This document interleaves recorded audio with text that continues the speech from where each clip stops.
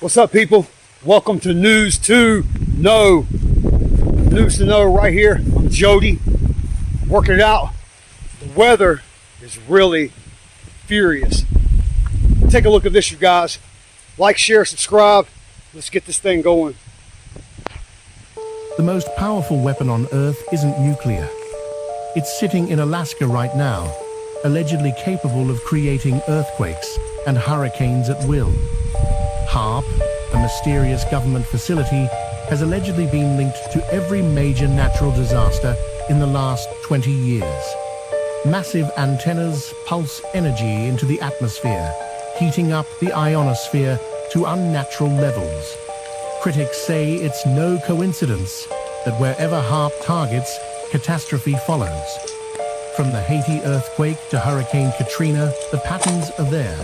The government claims it's just for studying the atmosphere, but leaked documents suggest something far more sinister.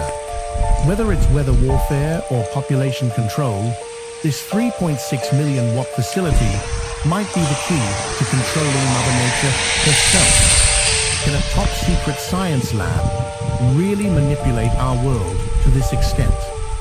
Perhaps the truth is out there, buried beneath layers of classified files, waiting for those brave enough to seek it. What do you think about this theory? Follow for more history videos. Dangerous story for me to share, but you need to see this because we need answers. I am happy, healthy, and not prone to accidents, just saying. For context, I do a radar and satellite review show on my website every single day. So when I tell you this is freaking weird, I know what freaking weird is. As I was reviewing radar data, I spotted an anomaly in Florida. It appears that a wave was emanating from each tower, which was subsequently pushing the cloud cover and precipitation outward. That alone shouldn't happen. The mainstream narrative is that these towers only track systems, but here we have clouds and rain being moved in a perfect circular outward fashion at the exact same speeds near each tower. And look at this area. When the clouds collide in the middle between two separate waves from two separate towers. Then as I looked along the Gulf coastline, this is where things got even more crazy. All the towers along the coastline are doing the exact same thing at the exact same times. Texas, Louisiana. I mean, look at Louisiana. The wave is emanating outward to the point where the clouds and precipitation spreads out equally in all directions and is then eliminated. In fact, even more strange is at every area of precipitation near the towers along the Gulf and Atlantic coastline disappears simultaneously. And that's not even the craziest freaking part. The craziest freaking part is the time code for when these waves occurred. About 1940 UTC, these areas felt seismic activity. The local news reported it as an earthquake at a 3.1 magnitude. Well, at about 2:41 this afternoon, apparently there was an earthquake out about 10 miles deep in the Gulf, 70 miles south of Gulf Shores. A rare event in this area. You heard me right. The moment we saw these waves around these towers, they reported that there was an earthquake. Here's the thing, though. Earthquakes don't impact the atmosphere. It can't move clouds. It certainly wouldn't move clouds in perfect circular waves emitting outward from each and every tower along the entire Gulf coastline up to the Carolinas on the Atlantic coast. And I'm still trying to figure out, is this emanating from the towers themselves? Or is there something working with them in the ocean? So I looked a little further to see what I could find in the cloud cover in the Gulf around the time of the supposed earthquake. And I found this.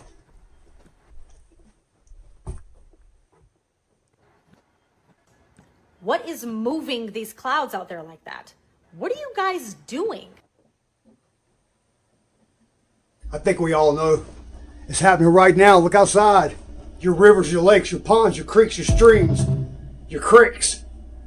Check this out. If they can manipulate clouds, what else can they do? Check this out, y'all.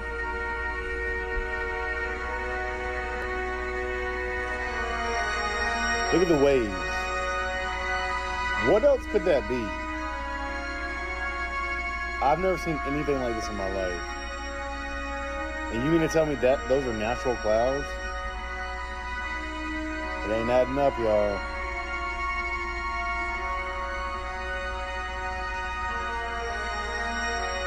Nah.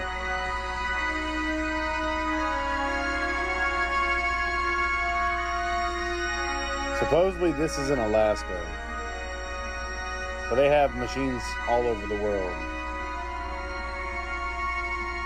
Come on, y'all. That's not natural.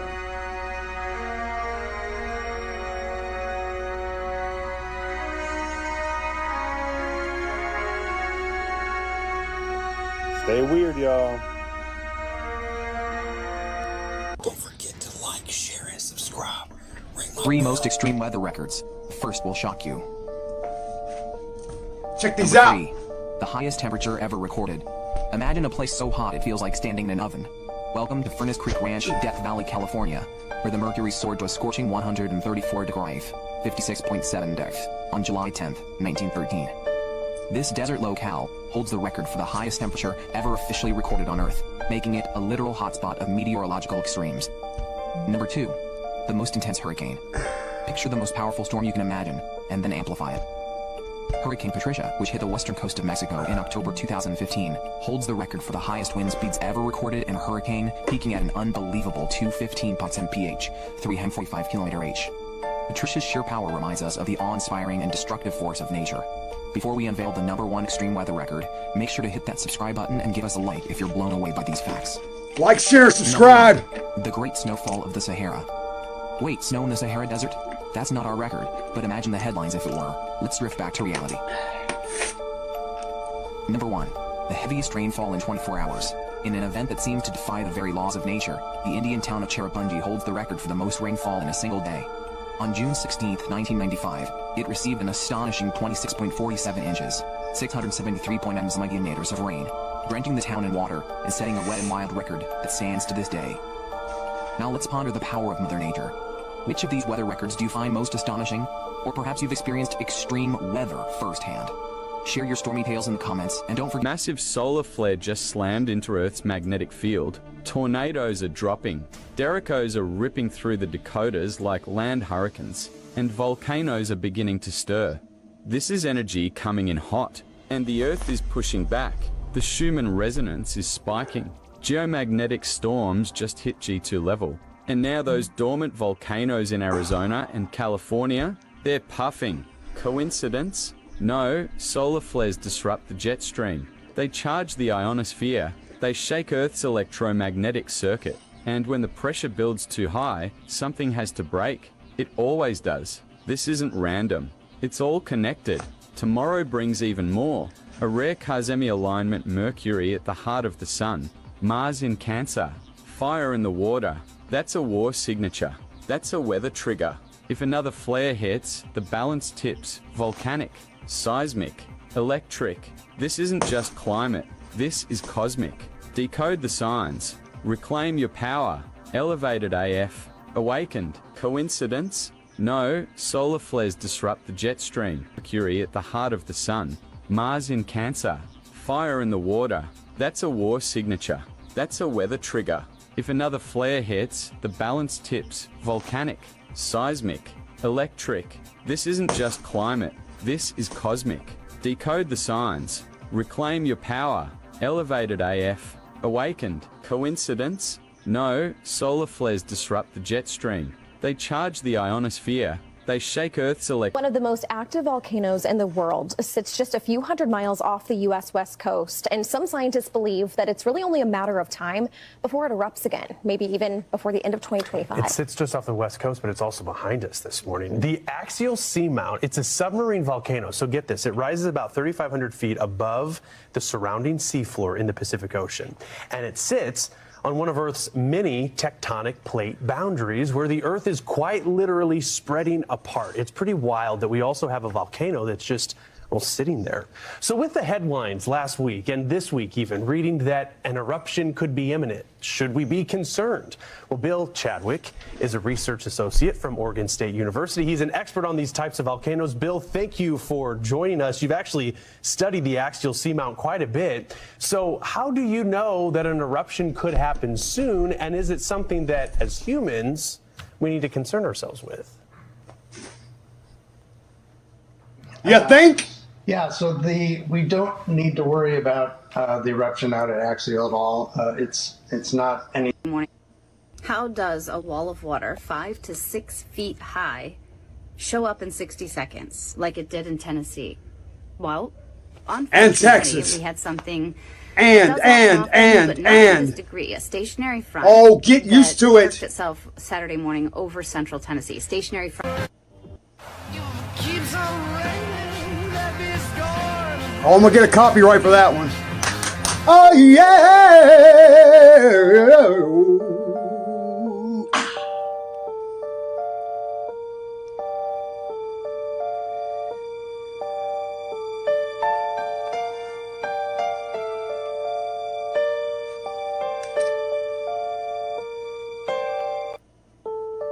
Oh my God, that's Douglas Dam, guys. Damn!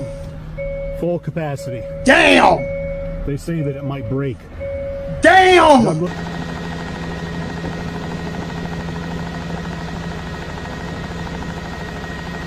Five largest tornadoes in history. Oh, here we go. Number 5, Hurricane Katrina, 2005.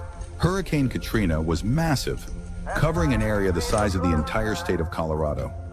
At its peak, the storm stretched over 400 miles, bringing devastation to New Orleans and the Gulf Coast. Number 4, Hurricane Sandy, 2012. Nicknamed Superstorm Sandy, it spanned over 1,100 miles in diameter, about the distance from New York to Florida. Sandy affected 24 states, flooding major cities like New York and causing billions in damage. Number 3, Hurricane Harvey, 2017. Harvey was roughly the size of Texas, with over 1,000 miles of destructive winds. It caused catastrophic flooding in Texas, dropping 60 inches of rain in some areas, enough to fill an Olympic-sized swimming pool 86,000 times. Number 2, Hurricane Irma, 2017. Hurricane Irma stretched over 650 miles in diameter, about the width of France. It caused widespread damage in the Caribbean and the U.S., leaving a path of destruction that lasted for weeks. Number 1, Hurricane Typhoon Tip, 1979. The largest hurricane ever recorded, Typhoon Tip reached an unbelievable 1,380 miles in diameter, about half the size of the United States. This massive storm struck Japan, causing flooding and damage over a vast area. Follow Brain Snip. Extreme weather events ever recorded on Earth.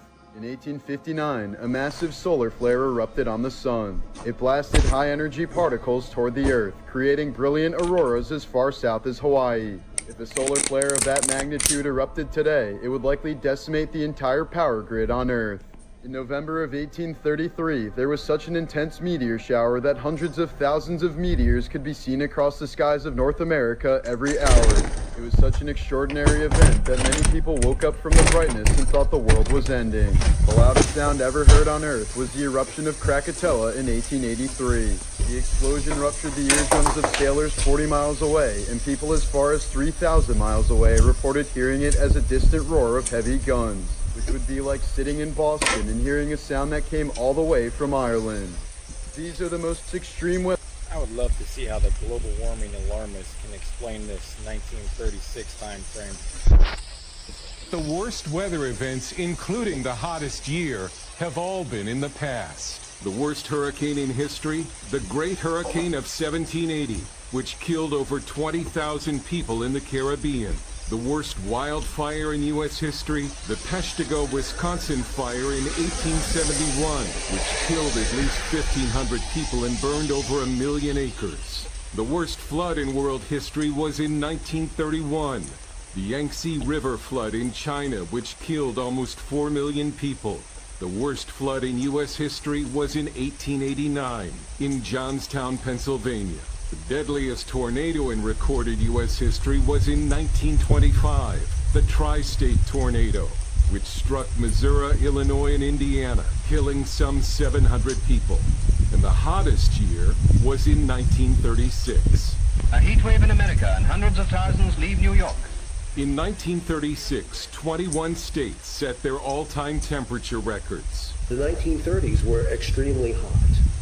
1936 is the hottest year on record in the United States, and probably throughout the Northern Hemisphere. Some northern cities saw temperatures between 115 and 120 degrees. Many thousands died across the country, and the resulting Dust Bowl forced the migration of 3.5 million climate refugees out of the Great Plains and Mid.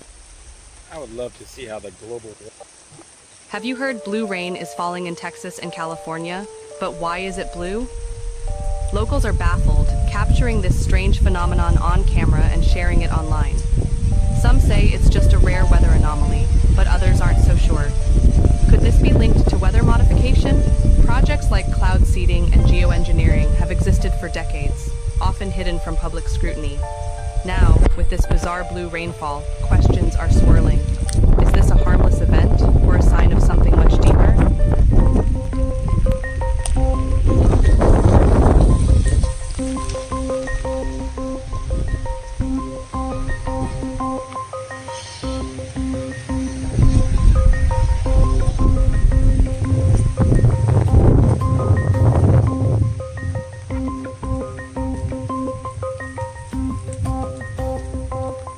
Look at all the damage happening. With little machines, little robots, nanobots that power your cells. What you see here is actually an amazing machine coming out of these little pores, which actually assembles other machines. This is like the factory floor of your cells. It's called a ribosome. It reads your RNA. RNA is, comes from the DNA. Transcription. To RNA, and then it basically gets read out by these ribosomes, and they make it's a copy machine. Which then do other things. So there's all kinds of machines in your cells, things that rotate, things that walk, things that make other machines, things that read RNA, things that copy DNA, that open, Let's look at this again while we talk about it. Can we look at it a second time? First of all, how fast is this in real life? All these things going on. Oh, some of those things can happen quite fast, some kind of slow. And that's actually an interesting thing of a nanoscale. You can create all kinds of time scales depending on how many pieces have to act together. Some things can happen little guy who's nanoseconds, some in milliseconds. They're actually, they make steps in the kind of millisecond range, I would say. In the what? Like milliseconds or thousandths of a second. And a little bit. So you can have this. So it's actually faster than that. It's much faster than that. So they made it kind of looking. So this is a garbage man. That big wet sack is just cell garbage, and he's going to take it up this tube, or it is going to take it up the tube. Yeah, there are some machines that walk from the inside of the cell to the outside of the cell to kick garbage out, and others that go from the outside of the cell to the inside cell to bring the good stuff in. So they're specialized machines. They only walk in certain directions. Is this?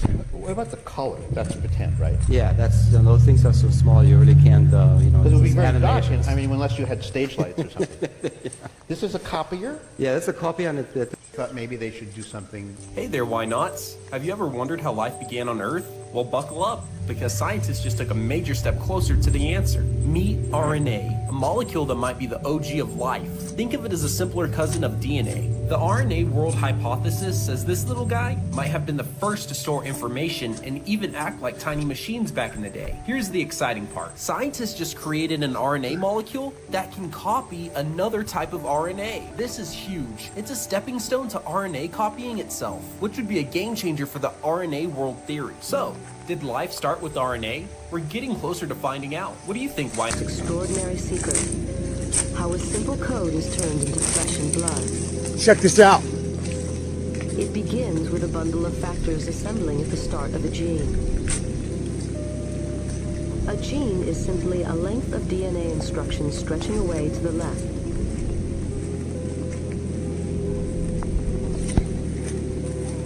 The assembled factors trigger the first phase of the process, reading off the information that will be needed to make the protein. Everything is ready to roll. 3, 2, 1, go. The blue molecule racing along the DNA is reading the gene. It's unzipping the double helix and copying one of the two strands.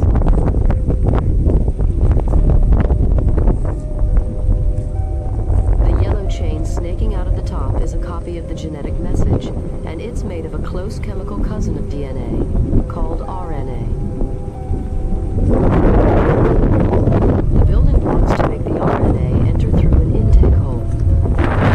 They are matched to the DNA letter by letter, to copy the A's, C's, T's, and G's of the gene. The only difference is that in the RNA copy, the letter T is replaced with a closely related building block known as U.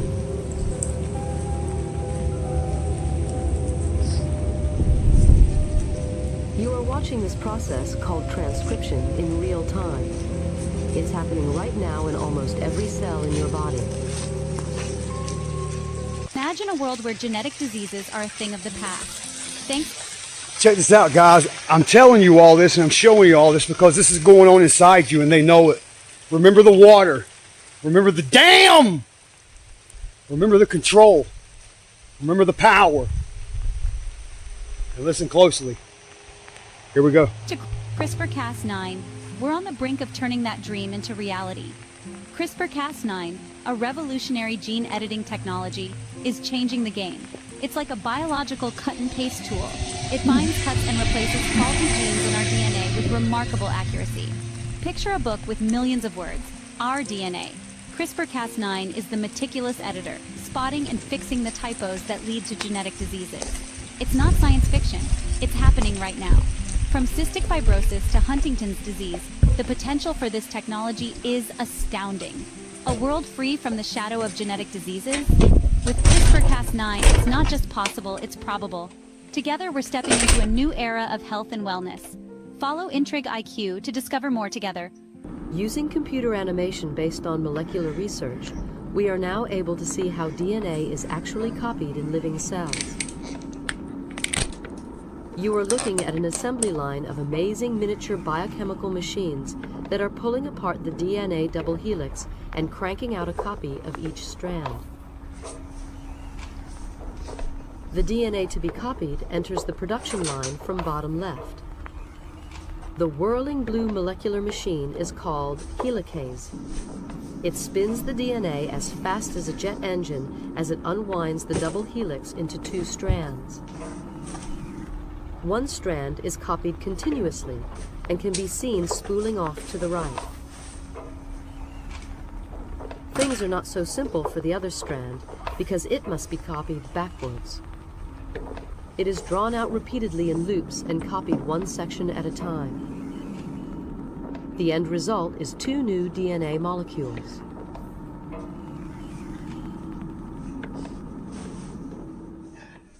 Gram of DNA can hold over 433 petabytes of data. So they said, wait a minute, this is crazy. So Microsoft started experimenting with this too. So they were able to take data, zeros and ones, convert it into A's, C's, T's, and G's, which is what read-write is on our DNA, and then put the data in a volume on DNA, and then take the data from the DNA and move it back into, from A's, C's, T's, and G's into zeros and ones and put it back on another computer. So now they have made a working DNA hard drive, which now you can store immense amount of information. They estimate that one human body can store 13.5 billion years of data. And how old is the universe? I have no idea. 13.5 billion years. Everything that exists, everything that 14.5 since the beginning of time is stored inside of your individual body and mine as well. I don't even know what to say to that.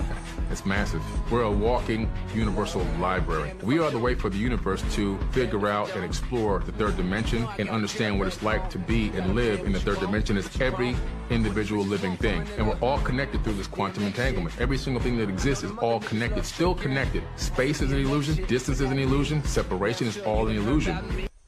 1 gram of Separation DNA is all an illusion, hold guys. 38. Don't forget, we're all here together, here to make a difference. Like, share, subscribe, ring my bell, tune in. Listen, guys, subscriptions don't cost you anything. Push that button, flex the algorithm, and get into this next clip coming up right here. Chromosome number 2, something happened to humans. It was taken out and fused together, right? Instead of having 48, we got 46. Why is that? Fused together, 2 telomere caps put on the end, limiting our lifespan. So we know that there was a genetic mutation around the same time, they're saying 200,000 years ago, the same time the tablets are roughly estimated to be written originally about this Tower of Babel incident. So it's like ancient text and modern science is almost collaborating with each other. And you're saying, man, what? Wait a minute. So the geneticist said it's an artificial mutation. We said, well, who did it? They said, we don't know how it's done. They said through natural. For entertainment purposes only, it was done with the If you know what I'm saying. Tune in, tap in, drop in, and drop out. Natural evolution, it would have taken millions and millions of years to happen. But it was expedited. Expedited. Now, Because how the do we Anunnaki did it. How do we guess? They did. How do we get the races now? Me and you aren't dark because our cousins were working in the sun. Listen. Don't believe that. It's foolishness. Okay? You're not light skinned because your uncles and aunts were working on top of a mountain in Russia. Yeah. No. What they discovered was between races, there's a 2% variance in DNA and genes. Yeah. 2% would take multi-millions of years through natural evolution. Didn't take that long, only took 200,000 years. So what's going on here? Chromosome number 2, something happened to humans. Do you remember they said that 98... See, what he's talking about is, think about it, you guys. Just pretend for a moment. Just pretend all these things, like with the Bible, okay?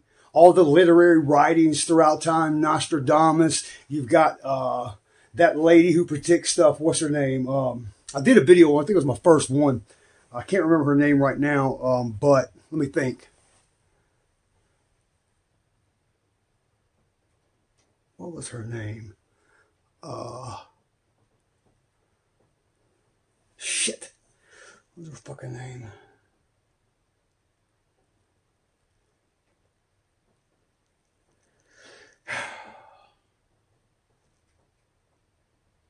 Baba Vanga. Remember, people like Baba Vanga, people that make predictions, are not making predictions on things that may happen. They're making predictions on things that's a writing of what we're going to do.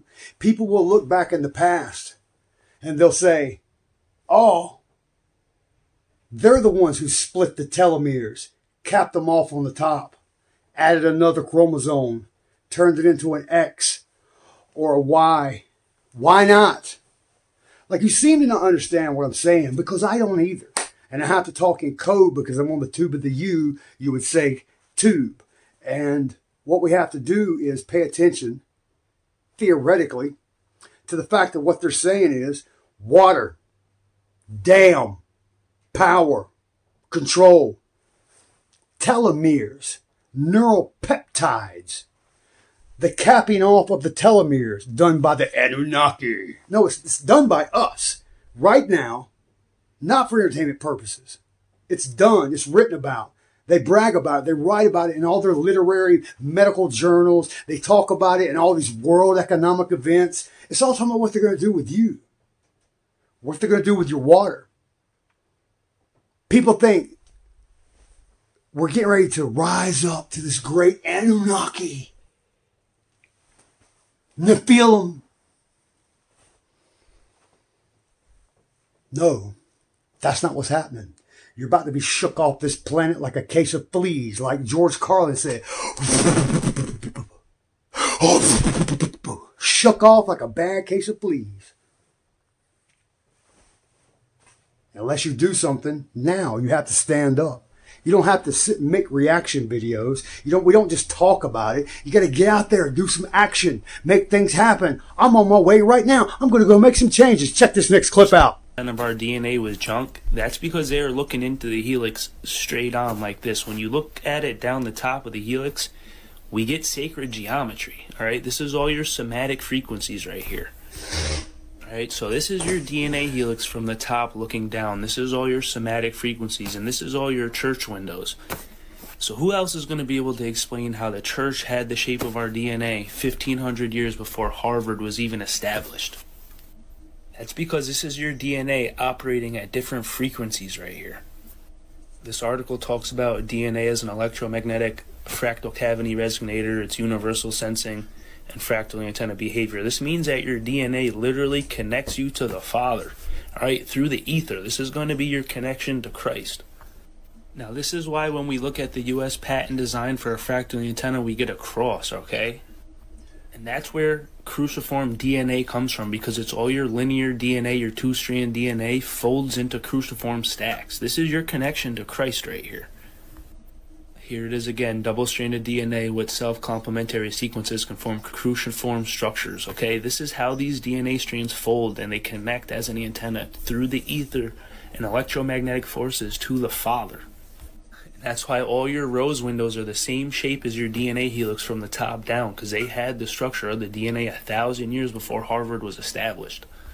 So this is a ResearchGate article of the cross-section of DNA from the top. You see all these colors right here, how they blend into resonance like that? That's all these base pairs on the inside of the DNA structure right here, the helix forming a resonance, right? And they produce color charges, and this is the basis and the building blocks of your DNA structure. And they're all going to form together to form sacred geometry. The same shapes that are in all your stained glass windows. Okay, these are all somatic tones. This is all magnetic resonance, okay, through sound waves and light and energy. That's right. That interacts with our DNA structures. You can see here right at the top, these are all your vowels, okay? The somatic frequencies are all your vowels. This is a church window, all right? Then we have the Aztec, Egyptian, Hindu, and even CERN, because this can be used for the good or the bad. This was in all of our ancient cultures, and this is what CERN reverse engineered. This is your DNA structure right here from the top. That's another somatic window right there. Because your DNA is an antenna, okay? It connects you to Christ. This is why the Catholic Church had the structure of our DNA 1,000 years before Harvard. I'm not even playing. Allegedly. This is the inside of your DNA. These are all atoms right here and color charges interacting together that bond and produce a magnetic resonance. And it creates a resonance, a magnetic field, and this is what powers all your cells and all your cellular functions. Do you remember they said that 98% of our DNA was junk? Quantum hydration, you say? Water being the most important thing for cellular health, we can't figure out how that thing knows how to passively push through a cell. There's no way to suck it in, but it seems to be related to the electrical potential across the cell membrane. So like a battery, the more you insulate between the positive and negative charge, the higher the potential energy there. And so it's by creating this extraordinary charge potential across a very small distance of a cell membrane with perfect resistance through that phospholipid double membrane, you create an enormous electrical charge potential. And it's thought that it's the electrical charge potential that's being produced by the mitochondria as it translates light energy from your food back into light energy, electrons, is creating the electrical opportunity for water to enter the cell. So this is why this all-fruit diet is so not only effective, but important, because as we know, I've shown this video before, but I'll show it again. The way that you measure voltage in a liquid is through pH. And when you're eating this alkaline diet, the liquid in your body has a higher pH, meaning it creates and generates a higher DC electrical charge, which is exactly what Zach Bush is talking about. The reality then is voltage in a liquid we call pH. When we say that cells must run at a pH of 7.35 to 7.45, we're saying cells must run between -20 and -25 millivolts. Well, that was a wowzer for me. Guess what? Cells need energy to work. That makes sense. When you're ingesting this already structured easy water found in fruit, it's much easier for your body to phase shift this water into the crystalline structure that actually hydrates you at a cellular level. This is quantum hydration. Everyone wants to talk about Barbara and how Barbara's like, oh, you take the salt and you put it under your tongue. She also goes into detail on why you do that, and especially with Celtic sea salt, because it's 3 parts magnesium versus Himalayan, which is only 1 part magnesium. So it only has 1 magnesium molecule versus the 3 found in Celtic sea salt. It's the magnesium that opens up the cell walls for cellular hydration. It's not the salt, it's the magnesium, and you get plenty of magnesium in the fruit. I want to give you guys a brief description on this easy water because I haven't really spoken on it, but anyway, so fruit contains what is called structured water or easy water, which is more bioavailable and it has a negative charge. This easy water, this exclusion zone water, absorbs and holds energy much like a battery, enhancing mitochondrial function and electrical charge, exactly what Zach Bush is talking about. This phase of water has been shown to store and release energy optimizing hydration, blood flow, and detox pathways. It's gonna happen if you hydrate with salt or whatever you want to say. Whatever you want to say. If this is what gets the cells to open up and get the hydration, you are going to be hydrating yourself with the unstructured water, creating junk DNA. Because like they say in this book, Water and the Hexagonal Key, in our studies of hydration of DNA, we have discovered that there are 36 water molecules bound together in the first hydration layer surrounding bDNA, the good DNA. On the other hand, only 25 water molecules are found in the same hydration layer surrounding zDNA, the junk DNA. This supports another finding that water surrounding normal DNA is highly structured, just like easy water, just like the structured water found in fruit, and much less mobile than the water around abnormal DNA, the zDNA. This tightly held and highly structured water surrounds normal DNA and acts to stabilize the helical structure of the DNA. It forms a layer of protection from all sorts of outside influences which could cause malfunction or disorder. Here is another great example of why I am against taking salt as a supplement. It's ridiculous. The bioavailability of a rock mineral is close to nothing. People are like, oh, you get all your minerals. This is the most ridiculous thing I've ever heard. You don't. Like, we've all heard the saying, if you're stranded out in sea, don't drink the seawater because it's going to shut down your kidneys. What do you think this salt is? It's dehydrated, concentrated seawater. Look at this. How does this make any sense to you guys? I'll let you know right now, it doesn't. If you can't wait to have that on a sandwich. Same clip. Want to hydrate on the cellular quantum level, you have to do it through fruit because it will give your body the electrical charge needed and the minerals and structured water that is needed to turn this water, phase shift it into the crystalline water structure that surrounds your DNA. Hey! Well, I hope this video made sense to someone out there, because I mean, this is the coolest shit to me. I love. For those who do not know about water, this. Yes, check this out, guys. Think about it. He's telling you, you may be more healthy if you don't get your nutrition from a rock. Maybe eat some food. Maybe eat some fruit, some veggies. Pickles. I like pickles myself. I love pickles, especially at kosher, which has nothing to do with being blessed because it tastes different. And I'm pretty sure that the blessing has nothing to do with it. Although we know it changes the molecular structure of water. You can get 2 jars. We'll do it. 2 jars full of water. One you say, I love you. The other one say, I hate you. I hope you die. Put them in the freezer. When they come out, they will look 100% different. We're going to do it. We're going to do it, I promise. Next video, we'll do it. 2 waters. Hate water, love water. Next time on News to Know. Same clip. Here we go. May freak you out. Veda Austin has stumbled upon some pretty wild stuff. She let salt water evaporate in a petri dish with a pyramid in it, and the salt water crystallized into little mini pyramids. Now to test this, she used the same salt water and let it evaporate without the pyramid, and it formed its normal cubical shape. Now, water is pretty unique in the universe. If you get it in your car motor, it'll lock it up and bend all the metal, and it's also how we turn turbines in coal plants. It exists in all 3 states on the planet, and it is a very powerful solvent. Its molecules are shaped like hexagons. You know, I've thought about that before. Like, I know we're a large percentage of water. Some people argue 82, some people argue 70, you know, it's whatever. We're a lot of water, but you ever think about all the metals? Huh? The iron. We know iron rusts. Okay? So if you take iron and put it in water, it will rust. So if we have iron and zinc and copper and salt, all these are metals or metal halides or some type of metal reformed in a different way, has different botanicals, different health benefits, but you have to assume maybe the iron you've got inside you is rusted. Where are you getting the iron from? Comes through your pipes, unless they're PVC, unless they're PEX. And then they're putting the polypropylene all in your water, allegedly, for entertainment purposes of them. They're real entertaining when they do it. Same clip. Here we go.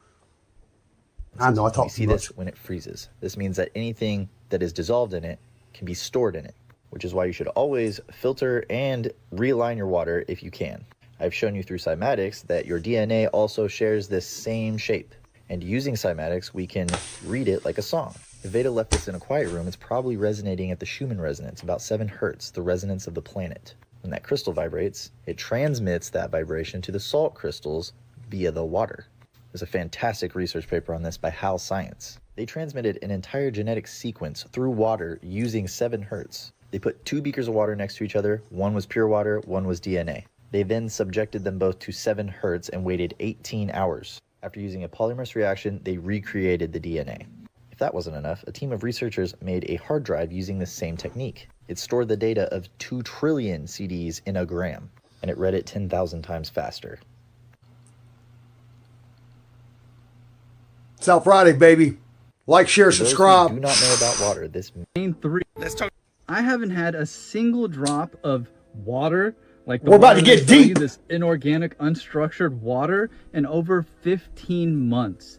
That is because this water that is unstructured and inorganic degrades your DNA. Water and salt together.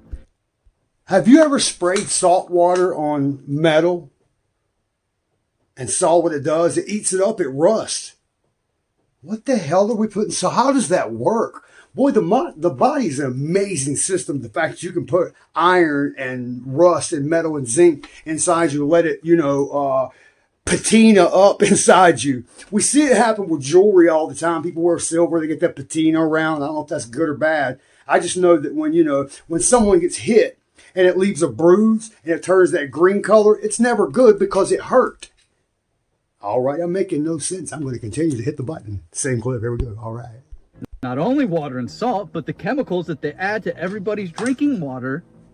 I'll put the main 3. We'll look over the main 3 is responsible for turning your bDNA and degrading it down to zDNA. These are the 3 ingredients that all of your bottled water companies use: magnesium sulfate, potassium bicarbonate, which isn't bad, and potassium chloride. Just so we're all caught up and on the same page, zDNA forms under specific conditions, often influenced by high salt concentrations, cationic interactions, and chemical modifications to DNA.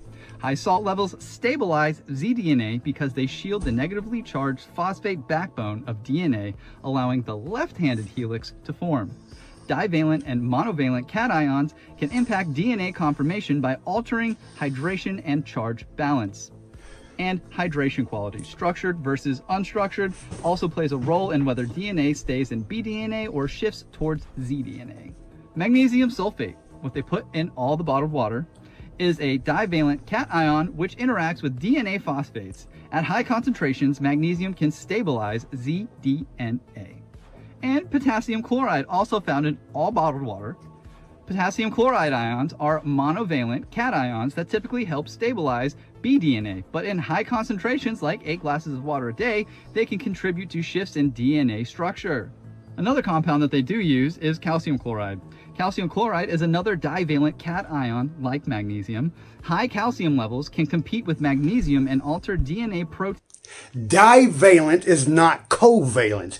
Covalent means that you have, let's say you have, in the molecular structure, say you have 2 negatives and a positive, and they're wanting to covalently bond to each other. Well, what do you say? Let's see, you got covalent and divalent. So divalent, seeing how I'm not actually sure about the divalent, and I'm absolutely positive about covalent, because I failed it in my biology class in college. Covalent, I know it has to make a bond, and that's how things are attracted to each other. And if you speak to it at a certain frequency, that psionics happens, and it causes it causes all your cells to harden up. I think, allegedly, for entertainment purposes only. Here we go, same clip. All right. Shut the hell up, Jody. Oh, man. Damn.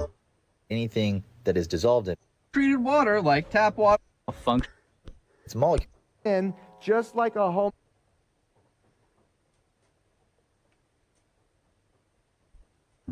Divalent and monovalent cations can impact DNA conformation by altering hydration and charge balance. And hydration quality, structured versus unstructured, also plays a role in whether DNA stays in bDNA or shifts towards zDNA. Magnesium sulfate, what they put in all the bottled water, is a divalent cation which interacts with DNA phosphates. At high concentrations, magnesium can stabilize zDNA. And potassium chloride, also found in all bottled water. Potassium chloride ions are monovalent cations that typically help stabilize bDNA, but in high concentrations, like 8 glasses of water a day, they can contribute to... Yeah, I have it says ingredients, purified water, which means they've cooked every single thing in it out. Gone, burnt, dead. If I put you in 210 degrees of water, you will evaporate eventually because you will boil, you will go away, you will rot, you will, why is that word not coming out? You will evaporate into the atmosphere, hydrosphere. Structure. Another compound that they do use is calcium chloride. Calcium chloride is another divalent cation like magnesium. High calcium levels can compete with magnesium and alter DNA protein interactions. Sorry. Unstructured chemically treated water like tap water, bottled water, fluorinated, chlorinated, and high salt water may increase stress on DNA, potentially encouraging shifts towards zDNA, which can just disrupt gene expression. Water is a medium for bioelectrical communication throughout the cells. If hydration is disrupted, the electrical environment of DNA shifts, affecting how genes are read and replicated.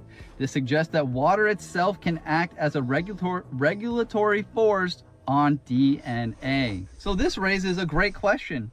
Are mass water treatments and additives intentional or unintentional? I don't know. But I do know that nothing that is good for you has 2 aisles in every single grocery store. If it was good for you, there would be a very small bit available to the public, not 2 huge aisles. Something to think about. Peace and love, yeah. Talk about water because our avatar is 90% water, right? And water is used for cleansing as well as nourishing and growing things, right? So when you are releasing from your deep-seated pain and traumas, you are cleansing your energy field from that pain, from that trauma, from those issues, and you're able to, from that point, move forward and move on with your life because you are made anew. When you just cry about it, because your tears is water, when you cry about it consistently but you're not doing anything about it, you're just woe is me and you're sad, you know what you're doing? You are watering that pain, you're watering that trauma, and it grows bigger and bigger, and then it turns into depression, and then it turns into seeing a psychologist and needing medication and all kinds of stuff, which is unnecessary. Unnecessary! Water your pain and cleanse from it. Let's talk about water because our avatar is transmitter of photons and phonons. The concept that this sacred spiral I'm going to talk a little bit about tonight is highly dependent, completely dependent on water. In fact, what you're looking at as the antenna to the Creator, that's what we showed you in the book DNA Prior to the Sacred Spiral. Your DNA is actually an antenna to the Creator. It's a receiver and a transmitter of photons and phonons. Photons are light, phonons are sound. It's a receiver and transmitter of light and sound. And that is the truth that's been suppressed by those who wish you to not know about your own spirituality for life, health, healing. The science then therefore suggests strongly that your past life memories, quote unquote, may in fact have been just like a homeopathic holds a resonance frequency in the molecular structure of the water, that your ancient ancestors could have had those memories or those experiences involved, whether it be joy or whether it be pain and suffering, and that the memory of that passed from water molecule to water molecule, just as in a homeopathic covalent generation to generation through the genetics. It's not the DNA or the... Like, you have to think about it. Like when you go to a cliff, huh? When you go to a cliff and you're looking down, you know not to get too close to the edge because you'll fall. Why do you think that is? Before someone even told you.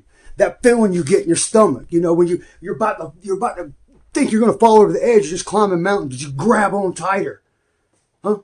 When someone comes at you like this, you know, what's the difference? Let me ask you. If someone comes at you like this, what's your instinctual reaction? Opposed to someone coming up to you like this. What's the difference? It's instinct. Did someone tell you that when someone comes at you like this, they're probably going to hit you? But if they come at you like this, they're probably going to hug you. You know what I mean? It's instinct. That's exactly what he's talking about in another light. Memories, vibrations, sound. It covalently bonds, creates and creates and creates, and does that thing forever. And that's molded, That's transcriptionally bonded to every cell in your organism-ridden body. Memory is covalently bonded into your telomeres, neural peptides.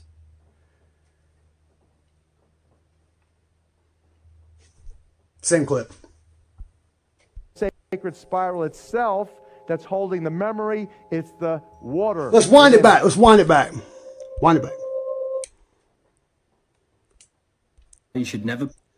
I love you and thank you. After freezing the water and viewing it under to travel. Ancient people knew this, and the Victorian estates even put in fountains and water features to restructure the water. When you restructure it, it makes beautiful crystals. When you pump beautiful vibrations into it, it makes beautiful fractal crystals. Now check this out. This proves that water is intelligent and is reacting to vibrations of the words. Now that you understand this concept, what do you think happens when you are drinking Monster Energy, or with cans which imprinted? Watch your mouth. I like Monster. Crystallized water with the imprinted vibration of death. You are filling 70% of your body, which is water, with the vibration of death. Look, you've got some people say 90, some people say 70. It really goes backwards and forwards. Nobody really knows because you have nobody to ask. You can't depend on people who write the books, because the people who write the books can take the books and throw them away or burn them. You don't have to remove the books. You can just burn them. Oh, all right, here we go. Sorry. Same clip. With sewage and all sorts of toxins inside of these facilities. Although they may remove some of the toxins from the water, the crystallized vibration of this water is still very bad. The ancients didn't just build beautiful water fountains for no reason. They had a purpose of moving the water so that it restructures the vibration of the water. Water is basically the internet of the earth. It has consciousness and intelligence. This is why you should never place your car keys or your phone next to your water. The energy codes in my bio will allow you to place codes underneath water and then drink it. What you're seeing here. Very good. Keeping it moving right here, right now. Listen to this lady. Oh, that's right. There's no volume on this. But I'm going to tell you what's happening, okay? Jesse is talking to a lady who's telling him, off the conspiracy theory TV show, all right? She's telling him that they're taking the water across the oceans. China, China, baby. Taking the water in these bladders. Look at this bladder. Pulling it across the ocean. Look at that thing. Taking our fresh water from the lakes, the Great Lakes, land of a thousand lakes. Years ago. This is crazy. But you know Check it out. Every single piece of water we drink is recycled? Recycle? What do you mean? So you get water from the tap, right? Yeah, and it purifies. Yeah. It purifies, it goes through the system. The concept of water itself has been recycled and recycled and recycled. Is there ever new water? That there is now. It's precipitation. You don't remember science class? Yeah. It's precipitation. It's from the lake, and then it goes back, and then I bet you some of the tap water was probably poo at one point. Feel me? Ew, bro. Now I'm gonna be thinking about that too much. Think about it. Stop it. Now this is where it gets crazy, right? There's conspiracies that tap water. I think I saw somebody talk about this on a podcast, but what if millions of girls, right, are on birth control? Where? Millions of girls on birth control.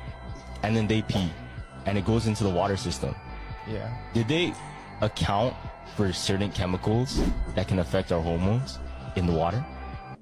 What? Think of murky. Yeah, so think about that. Think about that. Like, not only, he's talking about birth control, but not only birth control, every chemical, Every pill that you pour down the toilet, whether you're found it under your kid's pillow and you pour it down the drain, or whether you just pee it out for entertainment purposes only, where are all those chemicals going? Is that being removed by the reverse osmosis treatments at the water treatment factory? Do they use reverse osmosis to get rid of all the lithium, get rid of all the chlorine, all the fluoride, all the everything? These metals, these heavy metals that we know corrode, patina, rust, break down the metals.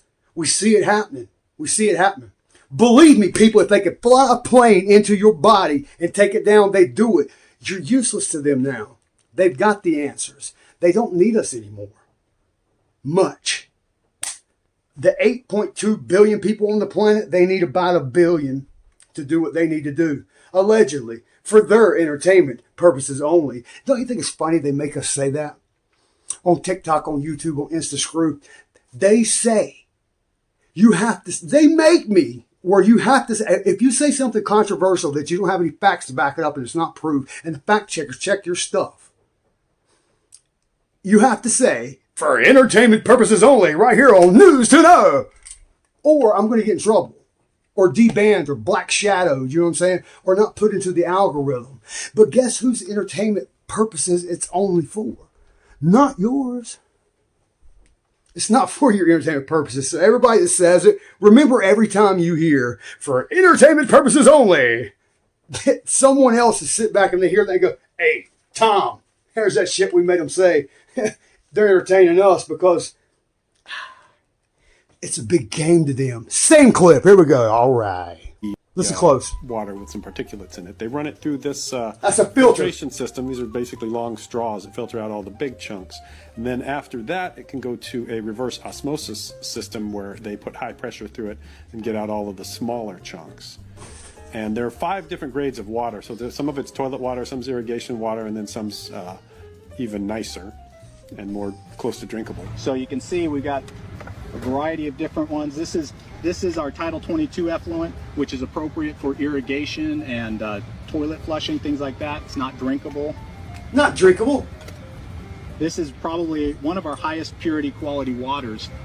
This goes through both microfiltration and reverse osmosis, and you'll see later today at the end of the tour, we'll actually allow you to taste the water if you really want to. So let's move on because... Now here's a look at the first stage of filtration. So it comes from the sewage plant, and then they pump it through these big long filters that filter out all the big chunks like we saw in the previous scene. And from here, it moves on down the line depending on the quality. Here's a look at some of the chemicals that are involved. There's some citric acid, sodium hydroxide. So some of the lower grade he said 2 chemicals once, and then some of the higher grade goes through other things. This is where they put ozone in the water to start the purification process. Ozone. That's a whole nother thing. Do you realize I used to know a guy back before it became legal to grow hemp and marijuana, totally for entertainment purposes only.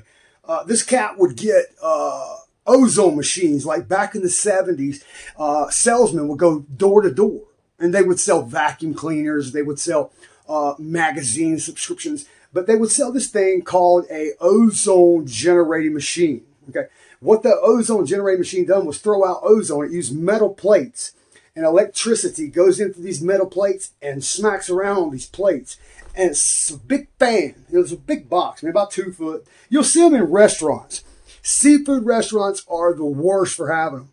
But what it is air goes into that, and the ozone plates inside of the Pine View, Pinehurst, some type of ozone generating machine. Those are brand names. So the electricity goes in, the wind comes in, so you've got wind and fire inside this box, right? Okay, well, ozone naturally happens outside when rain drops. A raindrop hits something, okay, and it pops open. When that raindrop pops open, that little explosion, that little sprite, that's why they call Sprite, the little bubbles. All right. So when Sprite happens, naturally, it's when a raindrop has busted open. Okay? So when a raindrop hits the ground, it's a little bubble. You know, when it hits the ground, it didn't happen.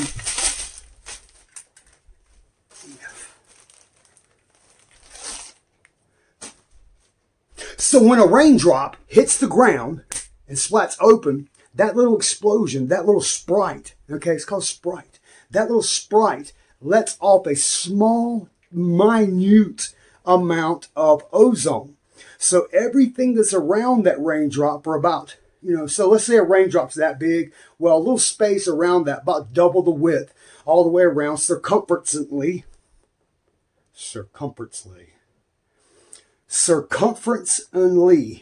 Is that a word? I'm going to make it. So circumferentially, the area that the raindrop has exploded in actually lets off a thing, it's an electrical charge. That electrical charge charges the air around it, lets off ozone, and that's the smell you smell when you go outside and you fart. No, that's the smell you smell when you go outside and it's raining. You can smell it. Much like what happens when someone mows their grass. And see, what that's doing is that's smacking the grass blade, okay? The blade cuts them down, and it has a little explosion. Most things that hit have an explosion, okay? And when you cut your grass, you can smell it through the window. You can smell it dropping down the street as you come upon a yard that's been mowed. You can smell the, I believe it's, if I'm not mistaken, could be wrong. It's happened one time before. It lets off a chemical known as CO2 and nitrogen. And that nitrogen and CO2, I think, now I could be wrong. I don't know. Drop it in the comments. Let me know. Don't be mad. Be nice. All right. So that smell is much like ozone. It's the reverse of ozone. Right? So grass is letting off a smell. And actually that smell, to get real deep on you, is just a vibration electrical signal sent from one grass blade of fescue to another piece of fescue miles away or just the next yard over. They always talk about the green grass on the other side. Well, see, that came from the legend of the fescue. The fescue was chopped in half, and the fescue said, "Ow!" Because it hurts to get chopped in half by a lawnmower, believe me. So the fescue goes, "Ah!" because it's dying. It thought, not really, it was just giving it a haircut. It was just cutting his hair, making it healthy. But it lets off a smell that's nitrogen and CO2, I think, lets off, and you can smell it. It lets you know, some fresh grass. But that's death of a grass. The same thing with the raindrop and the explosion of ozone. You can get little bottles of spray. Check it out next time you go to AutoZone, O'Reilly's, Western Auto, Pep Boys. All these automotive part places will have a little bottle. You go, not the super smell stuff, but this gets rid of a smell. It's called Ozone. It's the name brand of it. I'm not sponsored by Ozone. It's a destructive poison. So that gets the smell out of your car. It has that smell. People will call it new car smell. It's ozone. Ozone is completely unhealthy in large, concentrated doses like what an ozone machine would let off. Those boxes became illegal to even own. So what the guy and me would do, would put those ozone boxes, So think about this. If you're growing something, and air comes in, because you got to have air, it comes into a treated box. Ozone is the very last stage of that air circulations you're bringing in. So you have a little bitty fan blowing the air out through a pipe that you ran all the way up a tree, under your yard, out to the first tree that's tall, pipe all the way up to the very top of the tree, painted with a faux paint, like, the faux wood grain. You do that to a PVC pipe, allegedly, and run the pipe all the way up the tree, because the smell you're letting out, because you're growing marijuana, and at a time that was illegal. And the state I'm in, it's not anymore. You can have 10 plants. But I'm just saying, that PVC pipe is ran under the grass from inside your house. It's a little bit of a job, of a work to get that done. But I mean, you're not making any money. You're just smoking for entertainment purposes only. And the pipe goes up the tree, the air comes in, fresh air all around the plants, blow it around. You even take some CO2 guns, like a BB gun, and get you a balloon and put on the end of it. Pop, pop, pop, pop, pop, pop, pop, pop, pop, pop, pop. Fill that balloon up with ozone. or you can get what's known as a cracker. Has nothing to do with crack. That's stupid. That was in the 80s. I don't even know if I was around. So get a cracker. Huh? Put your CO2, not NO. You got CO2, not NO. NO is a different thing. I'll say it fast for the algorithm. Maybe it won't pick me up.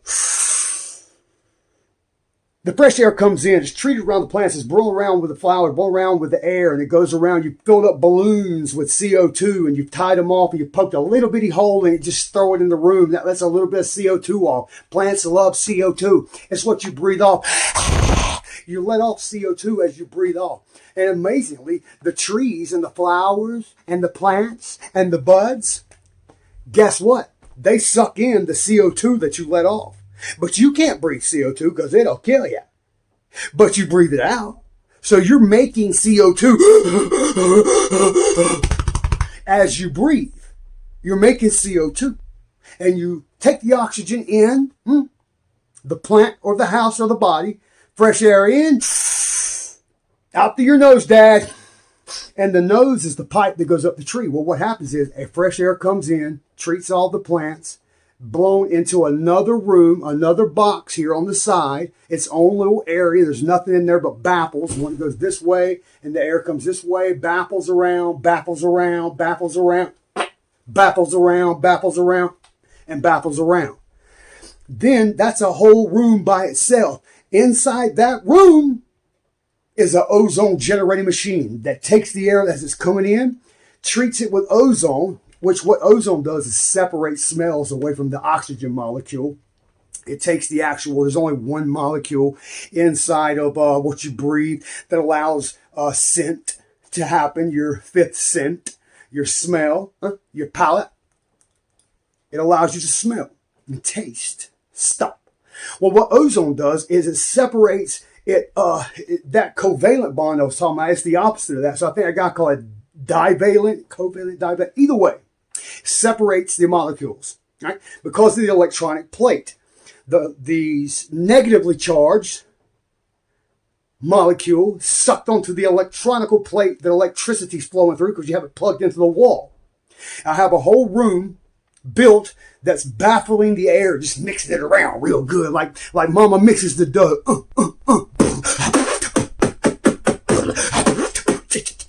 All right, so it baffles around, goes out through a little small fan, much smaller than the one pointed in, causing a combustion in the room. It's real compact. And down through the PVC pipe, a little fan driven, all the way through your yard, all the way to the woods, allegedly, said the discovery, all the way up to the tree. I mean, big tree, big tall tree. You got to get the smell of marijuana.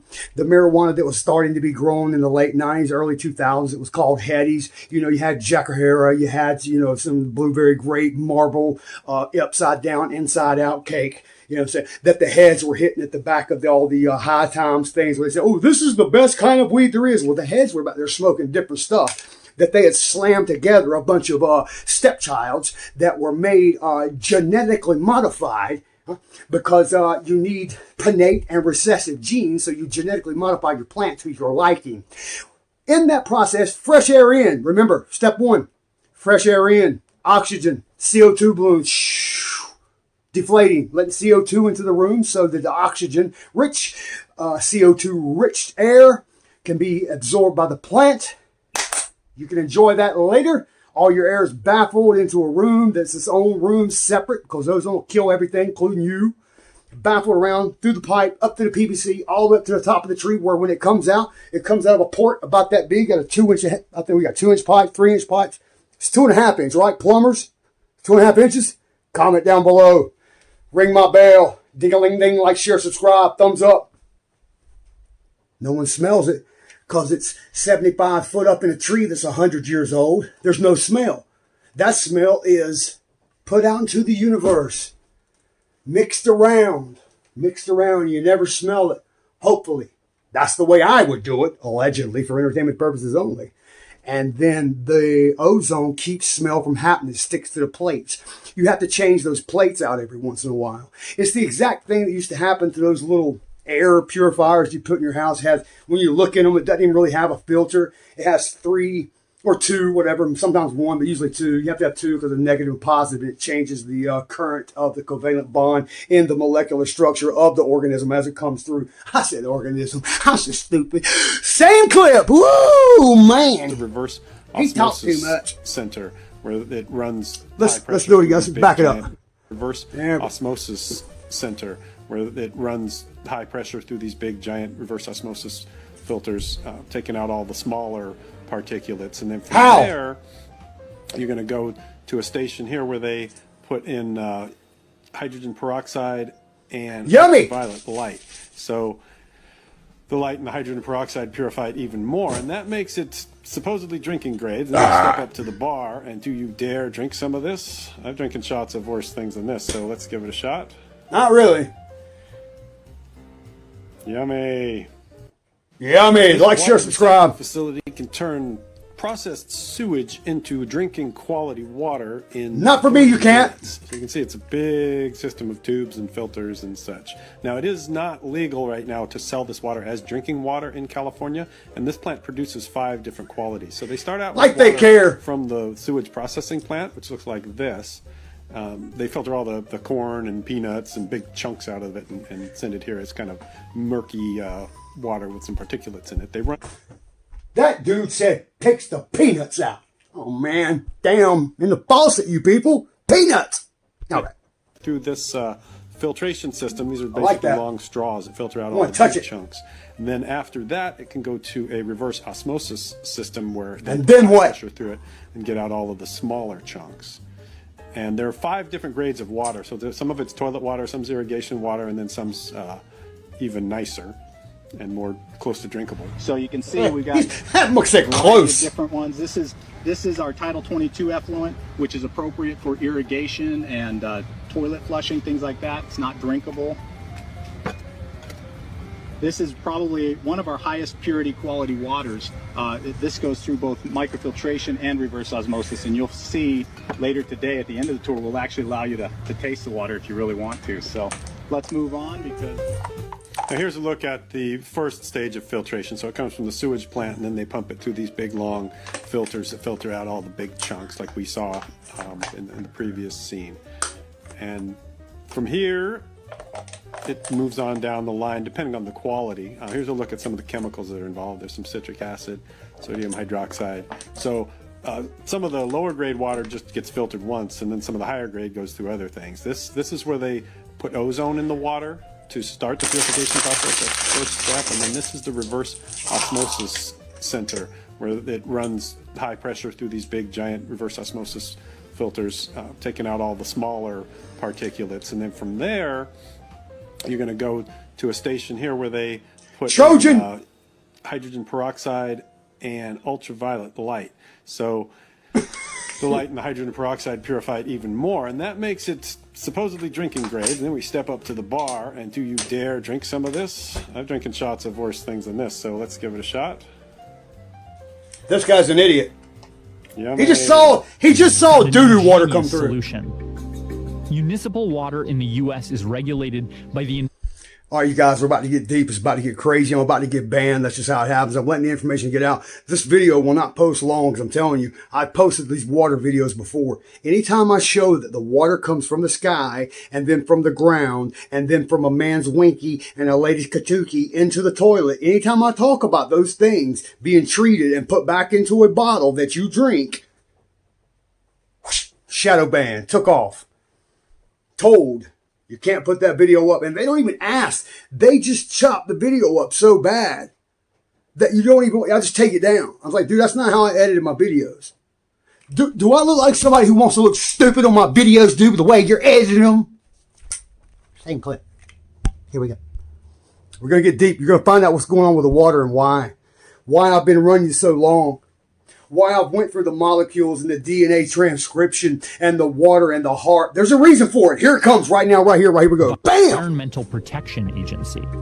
But bottled water is controlled at the federal level by the Food and Drug Administration. Not monitored, controlled. Lobbied the FDA to codify a very helpful definition of spring water. Ever since 1996, Nestle or any other bottled water company can sell so-called spring water without getting it straight from an actual spring. They can just drill straight into an underground aquifer, so long as it's connected somewhere to a spring. T-Boone Pickens.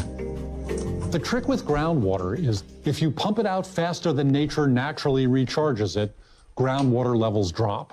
It's like a bathtub. If the drain is bigger than the faucet going in, the bathtub level drops. We're seeing wells dry up. We're seeing streams that are fed by groundwater systems dry up and ecosystems be devastated. Run free. Nestle and its fellow bottlers found an ingenious solution. A major bottled water recall is making headlines this morning due to E. coli fears. A major bottled water recall is making headlines this morning due to E. coli fears. Over a dozen brands bottled by the same company might be contaminated. Several grocery stores are affected, including Big Nestle, 7-Eleven, Wegmans, and ShopRite. Niagara Water is now pulling their H2O off the shelves in 14 chain stores across nearly a dozen states. The company is advising customers to boil water before using it after detecting E. coli, which poses serious risks, especially for children and the elderly. This is a serious public health concern that shouldn't be taken lightly. To ensure water safety, companies regularly test for E. coli. If they find it, something's definitely wrong with their process. While not everyone who drinks contaminated water will get sick, with 10 billion gallons of bottled water consumed in the US annually, it raises a big question about safety standards. Interestingly, there are stricter rules for tap water. The EPA mandates that all information about your tap water must be readily available for public knowledge. Stay safe out there, folks, and keep an eye on those water bottles. Oh, here it comes. Here it comes. Get ready, people. There you go, Aquafina. That's my buddy. He works at the dump.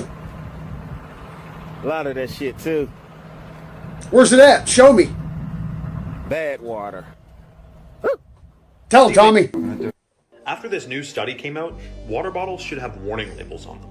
So you go to the fridge and you grab a bottle of water and you're thinking, it's better than tap water. But here's the crazy part. You can't help but think that when it says healthy hydration, pure life, and it's natural spring water. So you may be thinking, it's gotta be natural, it's pure, it's healthy, boom, bang, bang, that's all I need to know. But what is the truth of these multi-billion-dollar water bottle companies that they so desperately don't want you to know? No big deal. Just that if you drink bottled water, you could be doubling the amount of microplastic particles that you ingest per year. Now, you may get a few microplastics here and there if you're eating out of plastic or you're heating anything up in plastic. But the fact that water bottles could make up double the amount of microplastics you ingest, meaning this is probably the main source of microplastics for most people in this world. So how does this happen? Well, they use a cheap, crummy plastic that slowly breaks apart tiny little particles that you ingest. Polypropylene plastic particles per year if you're drinking bottled water. And those microplastics act as xenoestrogen, which plummet testosterone for men and alter hormones for women. Never mind the fact that most bottled water is actually tap water anyway. After this news, that's a fact. This is what we call the inflow into the plant. Water from the city's underground aquifer can pulse through these pipes at 10,000 gallons a minute, filtered, purified, and sent to taps in thousands of homes and businesses.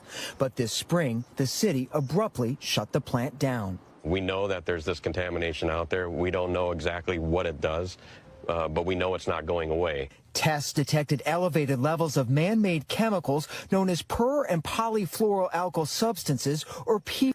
This is what we call the inflow into the plant. The chemical plant is currently operating a 220-ton daily capacity MVR evaporative crystallization project for salt containing wastewater from chloride sodium. The operational indicators are as follows: 200 kilograms of steam per ton of water evaporated, an electricity consumption of 61 kilowatt hours per ton of water evaporated. This technology is widely used in zero discharge projects for high salinity wastewater in the environmental protection and chemical industries. Y'all ever wonder where your poo-poo goes? Let me show you. Check it out. Where we do all our mad scientist lab shit. This is the racetrack. This is why your poo-poo comes in. Poo-poo. These are aerators. It gives oxygen to the water so living microorganisms can eat your poo-poo. This is a clarifier. All the water stays at the top, all the poo-poo sinks to the bottom. Oh man, prove it. Semi-clean water from the clarifier comes from there, goes into here. Oh. These are contact chambers. Water from clarifier. Gets injected with a deadly amount of chlorine. Gets injected with sulfur to get rid of the chlorine. Comes over here to a waterfall. Goes out to a creek. Somewhere over there. This is poo-poo. That's probably located in Jamestown, North Carolina, at one of the largest water treatment facilities in Jamestown, North Carolina. All right, sorry. It's drying out. Stuff we pull out of your poo-poo. Velveeta. Tampons. Ramen noodles. Yeah. And there's your lesson on wastewater. Appreciate it, Tommy. A fish down the toilet. It What would happen? Flow into the sewer system, a giant underground network filled with dirty water and trash. Then the fish would reach a wastewater treatment plant, where the water is cleaned with chemicals that are deadly to fish. And even if it managed to escape alive, What the hell did he just say? That the water is treated with chemicals that are deadly to clean it up. it would most likely end up in a river, where predators and pollution make survival unlikely. If you flushed a fish down the person who invented crazy. flocculants is truly a genius. This technology provides an effective solution to the problem of river pollution. By adding a flocculant, murky water instantly becomes clear, with impurities rapidly settling to the bottom. The flocculant works by clumping together tiny particles in the water, forming larger masses that can be easily removed, thereby purifying the water. This process plays a crucial role in both wastewater treatment and drinking water purification. Oh, that looks real healthy, all that foam there, and don't think you don't drink it because you do. Ensuring that water quality remains clean and safe while preventing the spread of harmful substances. Today, polyacrylamide is the most widely used flocculant, with applications in industrial wastewater, sewage treatment, and drinking water purification. Its use not only improves water treatment efficiency, but also significantly reduces water pollution, providing reliable technological support for the protection of our water resources and the sustainable development of the environment. With the widespread application of this technology, we are better equipped to tackle the growing issue of water pollution and create a cleaner water environment for the future. All of it. The person who It's all about that, baby. Don't think it ain't. Matter content in slaughterhouse wastewater. It will also emit an unpleasant odor. But the treatment of slaughterhouse sewage is not different. Man, it's like I'm trying to remind you of where your water comes from versus where you think it comes from. You think it comes from the creeks and the freshwater aquifers like T. Boone Pickens, but it doesn't. They put that in a bladder and send that to China for their entertainment purposes only. And they sell you the shit water. Don't think they don't, because they tell you. But it's okay, because they put polypropylene, reverse osmosis ozone in it, and that way it'll be clean. Although it kills the fish, it's great for you. Same damn clip. Called polyacrylamide. It is an efficient agent for treating slaughterhouse wastewater. It can What does that mean? And agglomerate suspended solids and organic. Let's go over slaughterhouse wastewater. Now, what do you think? Do you think it's the bathroom? No, that goes to their treatment facility so that they can pipe it back in to let them drink it. Slaughterhouse wastewater comes from Washington. Let's just imagine, okay? A dirty ass pig comes in. You jab it in the neck, and the stuff drains out his neck. I'm going to have to cut all this out, I'm telling you. Drains out his neck, it dies. You take a flamethrower, you burn all the hair out of it. You gut it from its neck down to its anus. You cut out the parts, you throw them away. That's your ham hock you like to drink. Well, after all that, we wash all that down. And then guess what? We wash the floor. We've been stepping around in shit and piss and dirt. Organic matter in sewage. Oh my God, dude. Oh my God. Oh my God. I'm going to show you a quick demonstration using 2 cups of... All right, you guys, I want to show you this lady. I was telling some people about it. Regular tap water, She's going to dip her fingers in. It's going to absorb all the chlorine, Clorox, and hydrofluorosilicic acid into her fingers in about less than 10 seconds. So check this out. 2 separate cups of tap water. In 1 cup, I'm going to put my hand in. Okay. I'm going to put my hand in. The other one, we're going to let it sit. So it's like, what, 30 seconds? Like 10. 1, 2, 3, 4, 5, 6, 7, 8, 9, 10. Okay. So I like what she counts. I'm going to remove my hand. I'm going to test for chlorine. So this one, I didn't do anything. I just got it straight out of the tap. And as you can see, where's my stir? So there is chlorine in both tap water, in this tap water. But since I put my hand in, my hand literally absorbed all that chlorine, and that's what we're showering with and drinking. That's crazy. Show you. MIT researchers. All right, you guys, check this out. This guy has created a way to make water. It's basically an air conditioner out of the condenser, and it makes water right around the coils of the condensers. This guy's pouring water out of the air. Perfectly normal. Happens every day. Sometimes you see it, sometimes you don't. It just depends on where you are. Refrigerators, air conditioners. You'll see the frost gathering around the coil. They've got a way to get that off there, have it melt and drip constantly and make water. I love water, love it. Just don't like the taste of it much. A small-scale invention that can provide gallons of safe water daily. No pipes, drilling, or giant filters needed. If you're tired of worrying about water shortages or the quality of what comes out of your tap, pay close attention. In the next few moments, you'll discover a revolutionary approach to generating fresh, clean water straight from the air. It could save you thousands in water bills, ensure your family has a reliable supply, and help you break free from the frustration of unreliable sources. Have you ever experienced a sudden water shutoff when you needed it most? Or spent a fortune on bottled water because you just couldn't trust what was coming out of your faucet? Water, scarcity, and contamination are becoming more common than ever, and it's only getting worse. This new atmospheric water generator has been rigorously tested and shown to pull gallons of purified water from thin air every single day. Early users report having plenty of drinking water on hand, free from harmful chemicals, heavy metals, or bacteria. Originally developed with insights gleaned from MIT's top labs, this breakthrough method aligns with the same cutting-edge principles used by NASA for off-planet survival. By adapting these discoveries, the inventor has made next-level hydration available to everyday families. Unlike traditional wells or expensive filtration systems, this device is compact, energy efficient, and requires minimal upkeep. Forget about waiting on contractors or drilling deep into the ground. This is an entirely fresh approach to home water independence.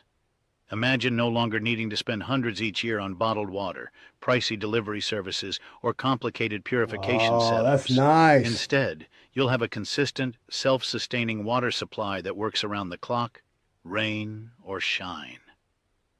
Families in drought-prone regions are already praising this technology. For instance, Martin in Arizona says his household now has more than enough water to drink and cook with. No more rationing or worry about contamination. The results are undeniable. Water experts predict global shortages will only get worse in the coming years, and powerful entities would prefer you stay reliant on costly utilities and bottled water. If you want to secure your family's water future before demand for this device explodes, now is the time. Click the link below to watch a brief, free presentation detailing how you can set up this air-to-water system. You'll learn the simple steps. And from what I've gathered, I did a little bit of research on it. It doesn't seem that hard to build. The thing is, you're going to have power to run the defibrillator or something like that. I'm not sure exactly what that is. Just the coils make the water, and I get it. It collects. So my only questions are, what are you going to do if there's no power? I think there's another guy who actually shows you how to create condensation through like a double pane glass. You've all seen it collect in a really bad, busted argon-filled window where the gas has escaped. Those windows will get condensation built up in them from just a sunny day, cold outside, warm inside type of situation. I'm sure that could be created, imitated, not real. Forget the word I'm looking for. Fake, faux. But we're not there yet, so we'll keep on going. Back in it. Next clip. So many people have reverse osmosis systems under their sink. Reverse osmosis. Look at this high purity water. And I said, well, an RO system, it does. It creates really high purity water. There's a lot wrong with RO in terms of it really doesn't filter. Reverse osmosis. Reverse osmosis. Yeah, it just separates things. So you get clean water, but the rest goes right down your drain and back into the aquifers. So you're just kicking the can down the road. But the other thing is, when you're drinking RO water and you're taking RO water into your cells, you're putting water into the cell that doesn't conduct electricity, because that's what RO water is, non-conductive. And that's how you measure it. As oh, look at this. It's so imagine that. So let's have that one more time. Yeah, I call that dead. Check that one more time, what he said. Into your cells, you're putting water. Have reverse osmosis systems under their sink, thinking, oh, look at this high purity water. And I said, well, an RO system, it does. It creates really high purity water. There's a lot wrong with RO in terms of it really doesn't filter anything out. It just reverse osmosis. Yeah, it just separates things. So you get clean water, but the rest goes right down your drain and back into the aquifers. So you're just kicking the can down the road. But the other thing is putting the filter out there to drink later. You're drinking RO water and you're taking RO water into your cells. You're putting water into the cell that doesn't conduct electricity, because that's what RO water is, non-conductive. And that's how you measure it. Non-conductive. As reverse osmosis. Oh, look at this. That seems it's non-conductive. I call that dead, essentially. Yeah. So people ask what living I don't water think I can say that on YouTube. I'll have to bleep that. Unalive water, we'll call it. If you can't conduct electricity in the cell, you're going to get sick or die. Period, end of story, because it's just like, you always look at these, synapse. Everybody talks, connectors and synapse. And it's like, well, take a look at what that really synapse is. down the axion and the dendrites. Signals, and they go down pathways. And if you disrupt that, everything starts to fall apart. Unfortunately, the immune system falls apart first. I always tell people. What's the difference we are between so osmosis good at that. We are so good at creating things to kill ourselves. And our government's so good at letting that shit go through legally, and no problem. Reverse osmosis. Both are types of cell transport where water is going to move past a semi-permeable membrane. In osmosis, water moves from areas of high concentration to low concentration without the input of energy.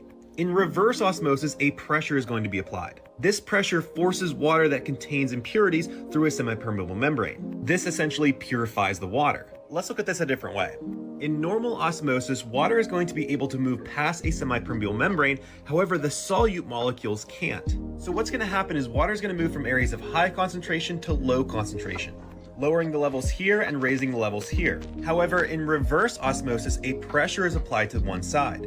This forces the water back through the membrane, however, trapping the solute molecules on this side. This is again used to purify water. What's the difference between osmosis and reverse? Wow. You know that reverse osmosis. This guy, check this out. I checked this guy, I found it. I'm not sure I'm supposed to even have this on YouTube, but look, this guy is showing you by checking the pH levels, whether it's acidic or alkaline in the water. And I think he's selling highly alkalized water, like 10, 11, something crazy. Like it might even be healthy because it's such a clean water. It might not even be good for human beings to drink. I don't know. That's allegedly. I believe in this guy's product, and I'm not sponsored, but I'm sure he's going to send me a free bottle. All right, here we go. bam, bam. Oh no. If you flushed a fish down the No, the tree. In osmosis, water moves from areas of high concentration to low pressure is going to be applied. This pressure forces water that contains impurities through a semi-permeable membrane. This essentially purifies the water. Let's look at this a different way. In normal osmosis, water is going to be able to move past a semi-permeable membrane, however the solute molecules can't. So what's going to happen is water is going to move from areas of high concentration to low concentration, lowering the levels here and raising the levels here. However, in reverse osmosis, a pressure is applied to one side. This forces the water back through the membrane, however, trapping the solute molecules on this side. This is again used to purify water. What's the difference between osmosis and reverse? You know that reverse osmosis is bad for your health? Let's do an experiment. You got Life Water right here, you got Aquafina right here, you got medical alkaline water from my medical device attached to my sink in the kitchen. Okay, so the thing about reverse osmosis, got some pH drops. The thing about reverse osmosis is it strips out the bad things, right? It strips out the bad things, but it also strips all the good things out of the water as well. There's no minerals, there's no benefits to that water because it's stripping it all out. Okay, and in Japan they call reverse osmosis dead water. Okay, got the medical alkaline here. All right, just go ahead and put the pH drops in there, like the pool guys do, to show whether it's alkaline or acidic. Alkalinity promotes health and healing. Acidity promotes sickness, disease, inflammation, injury, low energy. Okay, see that there? We do see a small alkaline, well, neutral.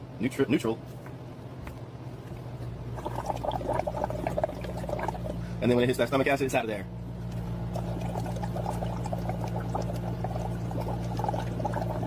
Change your water. It'll change your life. DM me. Follow me on Instagram. I'll send you some more information on this. What should I test next? Medical. That's his water. That's his water. bottle. That's it. Rich Look in at that. hydrogen microclustering. Oh, we're swimming in that and hydrating drink the it. cells of you and your family's body on a cellular level. 1 cup, over a gallon's worth of the antioxidants in blueberries.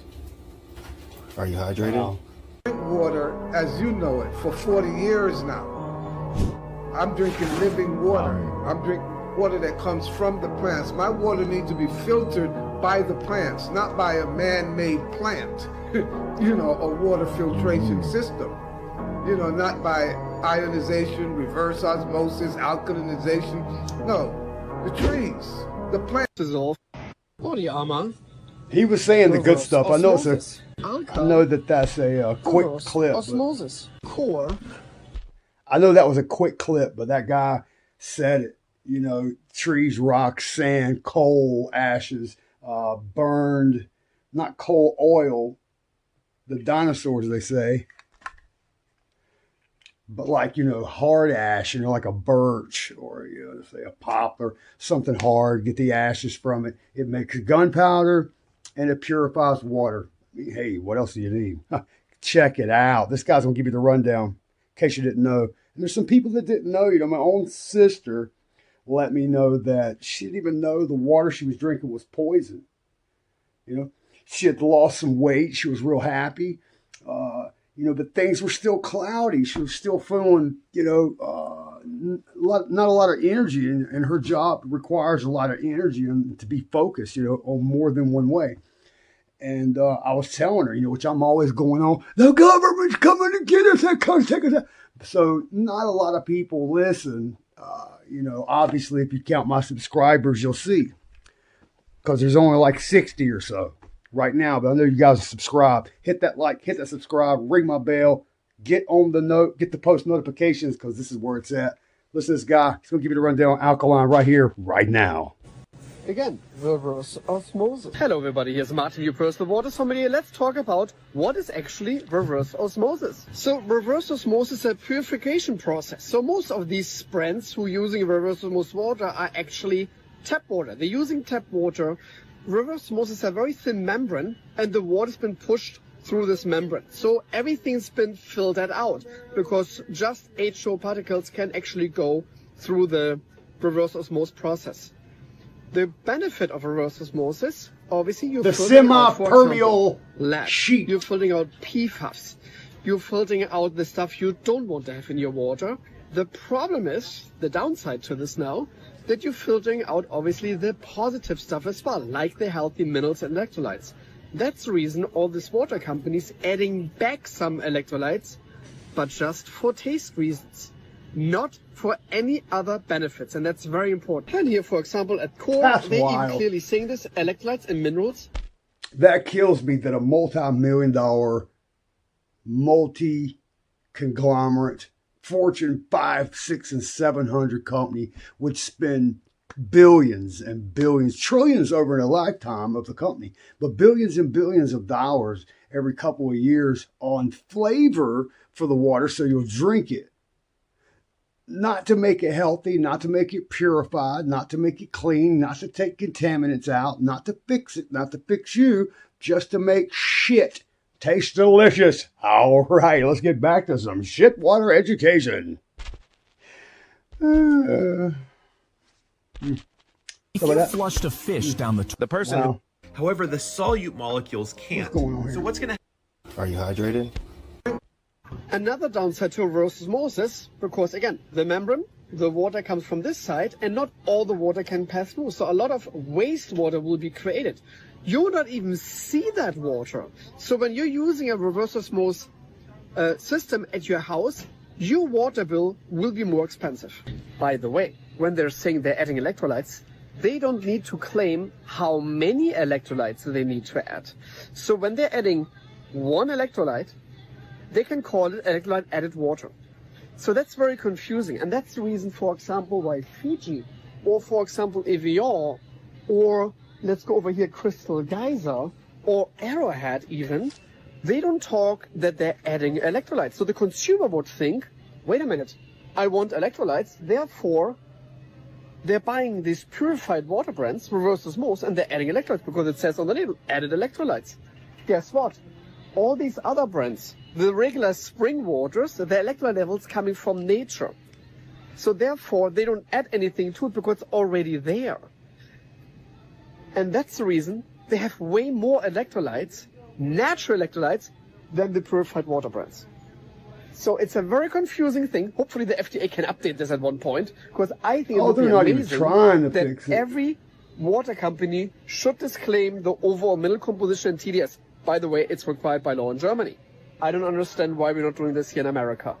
But I will help you out, guys. I'm in the middle of creating an app. It will call it Sourced. And then you will have me as your personal water sommelier on your cell phone. It will be free for everybody. That's very important to me. And you can scan these bottles and it will tell you everything what's actually in that water and where it's coming from. That's the way it should be. So here we go. Water should be transparent, but it's not right now. Hopefully we can fix this together. Cheers, my friends. Remember, water is clearly not just water.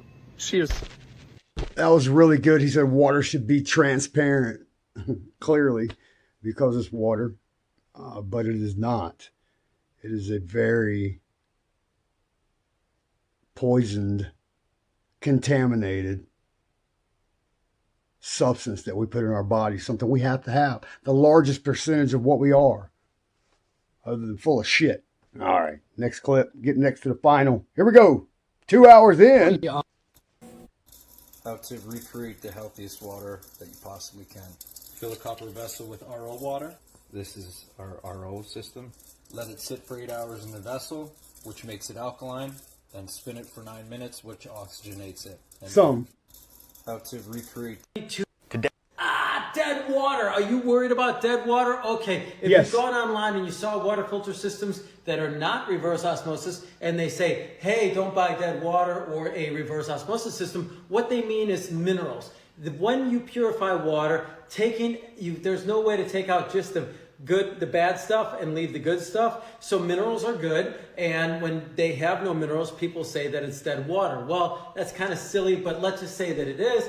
No problem. What you can do is you can, of course, add minerals back to the water. How can you do that? Lemons. Yes, if you want lemons, all you gotta do is add a little lemon to your water and you've got minerals back into it. It also makes the water more alkaline. Same thing here with this electrolyte enhancer. You can get this on Costco. trace minerals. And of course, the other thing, if you've seen any of my other videos on Celtic salt, add Celtic salt to your tongue, let it sit on there for a couple seconds, then drink your water. Do that 2 or 3 times a day. You'll get 72 to 82 minerals back into the body, including some other electrolytes.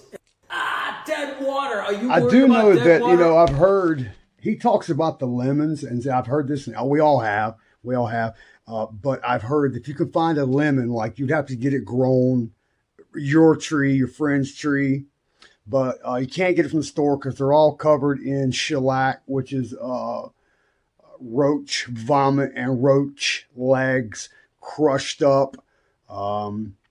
Read what the ingredients of shellac is. It's the same shellac you put on your table. It stains it forever.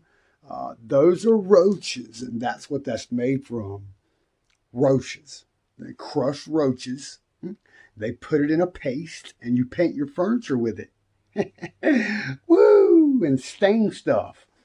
But anyway, so you can take lemon pure that doesn't have the wax shellac coating, wax, different things they do to keep things off of it during shipment. But the real reason that wax and that shellac for entertainment purposes only will soak right into the lemon and ruin it of what I'm about to say, which just saying, in a Peachtree dish, the fact is you can take cancer. Is it bagged, sir, bottled, sir, jarred, sir? No, canned, sir. The canned, sir, you can put it in a Peachtree dish. I've seen this done. Put cancer in a Peachtree dish. A minute piece of lemon peel and seed crushed and juice from the lemon crushed up, frozen, worked better. They froze it, crushed it up, charaded it a little bit, put it in the Peachtree dish. Not only did the cancer not grow and not multiply, it died. Not only did it die, it seemed to have evaporated out of the Peachtree dish that's uncovered, because it's a science lab and science is going on. But I'm saying I'm not a doctor. I'm not a therapist. Okay. I have a license to be a therapist. I'm just not. I'm certified by the State Board of Addiction Therapy Counselors to help people find their way off of substances, not tell themselves they're an addict for the rest of their lives, but more importantly, find an intervention between peace and yourself and the power that creates you. It's the 3 most important things you'll ever do in this world. I've come here to try to gain help, not give it. I'm looking for help. Put it down in the comments. Like, share, subscribe, ring my ding-a-ling. I love it when you guys come in. I love it when you comment. Very soon we'll be doing the podcast where as soon as I get up to 1,000 subscribers and I can monetize and feel like I'm doing something in life with the channel, that's when I want to talk to you guys backwards and forwards and directly with your comments. So I'll be doing lives. I'll be doing the comments on the lives. Check it out. We're helping people one person at a time. Today it was you. Who's tomorrow? Today I'm putting Coke inside my Melisani reverse osmosis water filter to find out how well this actually works. Right now it's completely empty, so there's no water in it. So I'm just gonna pour Coke in where the tap water normally goes. So now the Coke is gonna pass through a 5-stage filtration system. As you can see, the Coke is now being filtered and all of that wastewater is being collected on the left. And all of the pure distilled water is collected in the front compartment. So now that all the Coke is filtered through, I'm gonna test it out and see if it actually works. Wow.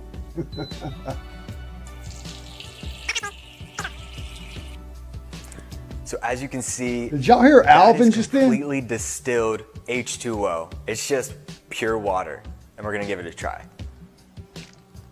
That's probably the only time you'll ever see me drink a Coke. It tastes like pure water. That's pretty good. Now, unfortunately, new studies have found that half of America's tap water is completely contaminated with PFAs, otherwise known as forever chemicals. And this isn't something that a simple pitcher filter can remove.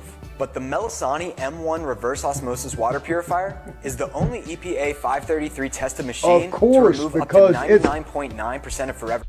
How are you expecting your machine to remove the polypropylene plastic particles out of half of all the water that's contaminated on the planet when the machine's plastic, the bottle's plastic, the shelf's plastic, what you're paying for it with is plastic? It's really a scam. This whole thing with water is really a scam. And it's horrible and it's wrong. And I don't care if you find a spring or if you get it out of the faucet. Water is contaminated. We are contaminated. But we are resilient. You are resilient. We are able to do things that amaze ourselves. You can be a leader. Stop voting for people. Vote for yourself. Vote for your family. Grab somebody in your family that you don't get along with and hug their neck, because deep down inside, that's really what they're missing. That's really what they need. Good old hug. A lot of people don't know how to love.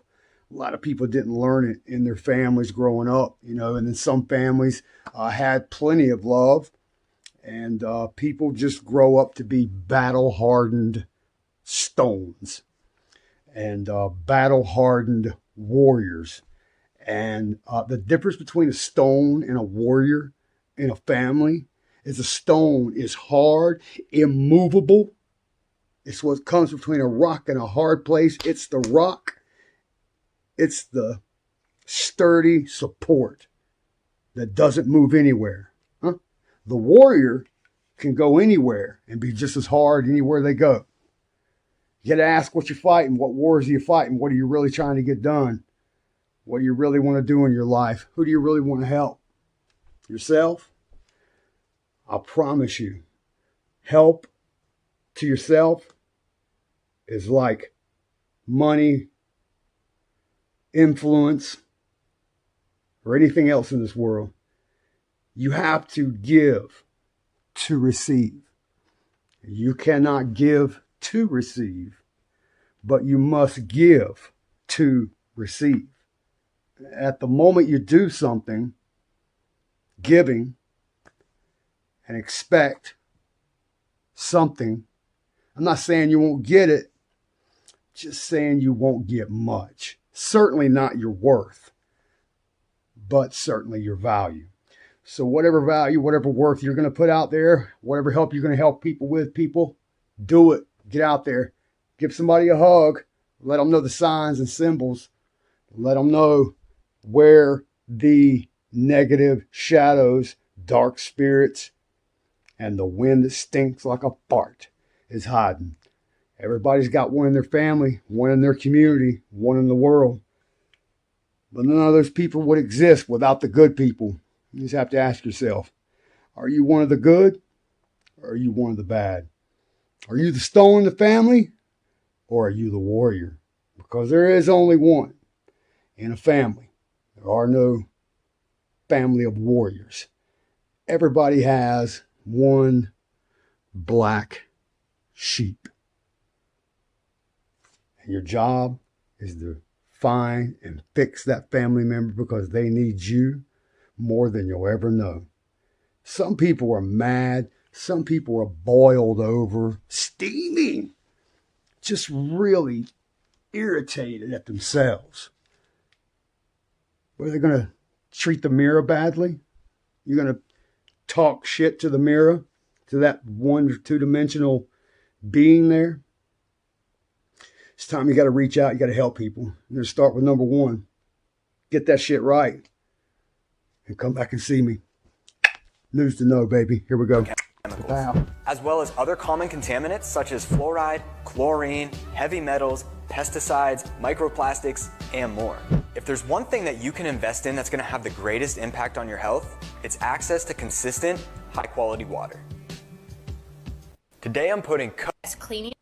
How many of you guys drink distilled water? How many of you believe that cleaning and purifying your water is the first and only step? What if I told you that all distilled water, reverse osmosis included, produces only acidic water? It takes out everything, including the water structure, the clustering, the surface tension, and the healthy minerals that are needed to hydrate your body and your joints. So yes, cleaning our water is great. Reverse osmosis is a great pre-filter. There's a second step, and it's called ionization. Drinking ionized alkaline water solves this problem for you.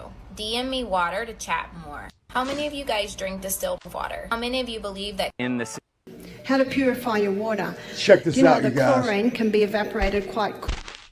She's going to give you the real deal. Chill. This lady, real good, talks about vegetables, talks about meat, talks about water. She used to work for, you know who she used to work for, GOV, baby. Check this out. She's going to give you the real deal. These are all tried, true, tested, released papers. Information is out there that you can get. This is the truth. This is a fact. This is 100. This is not for entertainment purposes. Because if rotten water entertains you, I got a swimming pool in my backyard for you. On the bench, in a few hours the chlorine is evaporated.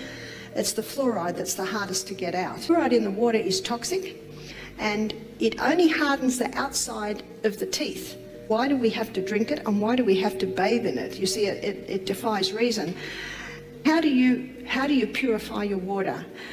A reverse osmosis is one process that will get the fluoride out, and they have developed those filtering candles now, those little units you can put in those ceramic water filter things, and they have developed one now that will get the fluoride out of the water. You've just got to investigate to make sure the water you're drinking is pure water. If you drink rainwater or dam water and you've got strong hydrochloric acid, that actually wipes it out. We're getting back to making sure you've got good hydrochloric acid too.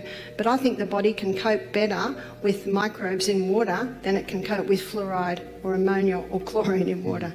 Yes, it's a good point to make sure that you're drinking pure water. How to purify your water. Do you know your home? There it is, you guys. Here's 8 reasons why you need to stop drinking bottled water at home and just get a water filter. Hey, my name's Beatrice from the Anti-Plastic Lady, and drinking out of plastic water bottles is not good, and we all have to do it sometimes, even me, the Anti-Plastic Lady. If you're out and about traveling, certainly you probably will have to get bottled water at some point, but here are 8 reasons why you definitely shouldn't drink bottled water when you're at home, and you really should only do it when you're like forced to, right? Number 1, bottled water isn't very regulated. Tap water actually has far more regulations than bottled water. The companies that bottle that water, they don't have to give you a report on what is in their water. However, at your home, you do actually have an annual report with standards for what can and cannot be in that water, right? And bottled water gets recalled all the time, and they don't have to tell you when that happens, right? And bottled water manufacturers don't need to tell you where their stuff comes from, and routinely they lie about it. Number 2, most plastic bottles are made out of PET, polyethylene terephthalate, which leaches bisphenols. Now, you might not know the word bisphenol, but you may have probably heard of bisphenol A. You better learn banned it. From all baby bottles and sippy cups back in 2012 because it's so toxic. However, it is still most likely in every single one of your plastic water bottles. However, even if it's not BPA, it's going to be one of the other bisphenols within that same family that does basically the exact same thing. It's linked to type 2 diabetes, obesity, neurodevelopmental issues in children. It's estrogenic. It leads to cancer, specifically breast and testicular cancer. And since it's non-monotonic, BPA, that means really small amounts can have really big impacts on your body. And it means that the amounts that actually leach into your plastic water bottle can definitely impact your hormones, right? Just earlier this year, the European Union lowered their daily safety limit of BPA 20,000 times lower than it was before, and has said it may completely ban BPA and the other bisphenols within the same family. However, pretty much every single plastic water bottle out there has BPA, and even if it doesn't have BPA, it's just going to have one of the other bisphenols which do the exact same thing. Polyethylene terephthalate, which is the main type of plastic used to make disposable plastic water bottles, are also made using antimony. And antimony is a toxic heavy metal. Some studies have actually shown that in certain cases it can leach into the water. Awesome. Number 4, microplastics are tiny pieces of plastic that will leach off. Think of like the lint trap that's in your dryer. Most of those are actually microplastics, and that's basically the same thing that comes off into your water, except they're so small you cannot see them. They have shown to cross the cells in your body, right, and cause oxidative stress, inflammation, accelerated neurodegeneration. They've been found in your brain, in your heart. It's not good, right? Microplastics, bad. Number 5, Any light or heat exposure increases the amount of chemicals that will actually leach into that plastic water bottle. And guess what? There are zero regulations that a plastic water bottle must be refrigerated and boxed when it's being transported into the store before you get it. I routinely will walk into stores and see pallets of them sitting outside, wrapped in plastic, just baking in the sun. And that means that that plastic water bottle will have significantly, exponentially more microplastics, bisphenols, and all the other toxic things that can come out of plastic into the water itself. Yikes. Number 6. Microplastics, not only are they present in bottled water before it's even bottled, right? Main way that microplastics actually also can get into your water is from opening and closing the bottle itself. That cap on the very top will release many, many microplastics in the bottle of water every time you open and close the bottle, which is pretty interesting. I was surprised when I learned that. And any sort of agitation that you might have of that plastic water bottle, for example, if you're flipping it to do the water bottle thing that everybody did during COVID, that would only increase the amount of microplastics that go into the water, and then you end up drinking. Number 7. I'm just going to merely refer to the TikTok video where that lady was talking about how all the plastic water bottles that were disposed of that were completely full, how it's not going to be released for thousands of years and we can't make more water. All the water that has ever existed still exists today, and it's now trapped in those plastic water bottles and possibly won't get out for like thousands of years. There's that. Lastly, number 8, there's lots of really good options, right? There's so many really budget-friendly and really price-accessible water filters that you can get for any budget or household size that are going to filter your water better than you would even get in a plastic bottle of water to begin with. A lot of people think that their tap water is so bad that bottled water is going to be better, and many times, again, that is not true.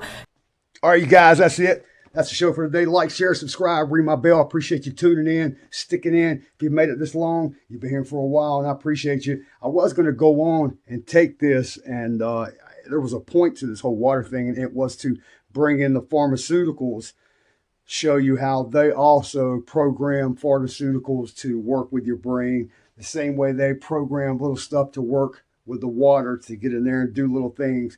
But, man, I've tried to upload it 3 times now. I'm adding this on the end of the video because I've tried. They do not want you talking about certain things, you guys. So check out Donate Help 911, TikTok, Facebook, Instagram, YouTube, and now you. Tune in, tune down, strong. Tune in, turn on, and drop out, baby. And that's it.